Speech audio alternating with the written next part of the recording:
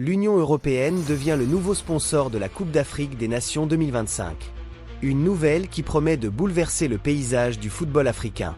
Cette semaine, la Confédération africaine de football a surpris tout le monde en révélant un partenariat avec l'Union européenne. Dans un communiqué, la CAF a confirmé que l'Union européenne apportera un soutien financier significatif à la CN 2025, qui se déroulera du 21 décembre 2025 au 18 janvier 2026. Ce soutien est une première dans l'histoire de cette compétition emblématique. Mais ce n'est pas tout. Ce partenariat s'étend également à la CN 2027, qui aura lieu au Kenya, en Ouganda et en Tanzanie. De plus, l'Union européenne soutiendra la CN féminine 2025, prévue du 5 au 26 juillet, ainsi que le championnat africain de football scolaire. Ces initiatives témoignent d'un engagement fort envers le développement du football à tous les niveaux en Afrique.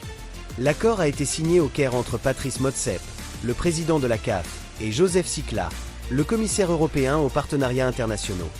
Dans son discours, Motsepe a déclaré que cet engagement symbolise la volonté commune de renforcer le football africain à tous les niveaux. Il a également évoqué l'importance de favoriser les échanges culturels et économiques entre l'Afrique et l'Europe, soulignant ainsi la portée de cette collaboration. Cependant, cette annonce n'est pas sans controverse. La CAF a déjà été critiquée pour ses liens étroits avec la FIFA, et ce nouveau partenariat pourrait raviver ces discussions.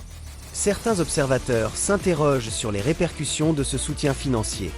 Est-ce que cela renforce véritablement le football africain ou cela crée-t-il une dépendance vis-à-vis des financements européens? Ce sponsoring inattendu relance le débat sur l'indépendance du football africain. Quelles seront les conditions attachées à cet accord?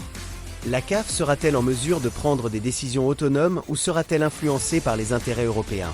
Il est crucial de se demander comment cet argent sera utilisé. Sera-t-il investi dans les infrastructures, le développement des jeunes talents ou la promotion du football féminin? Le succès de ce partenariat dépendra de la manière dont la CAF gérera ses fonds et les projets qu'elle choisira de financer. Ce soutien pourrait également offrir de nouvelles opportunités aux équipes africaines sur la scène mondiale. Avec un financement adéquat, les équipes pourraient améliorer leur préparation, participer à des compétitions internationales et, espérons-le, obtenir de meilleurs résultats. Cela pourrait également attirer davantage de talents vers le continent. Merci d'avoir regardé cette vidéo. Si vous avez aimé, n'oubliez pas de vous abonner, de partager vos réflexions dans les commentaires. Que pensez-vous de ce partenariat?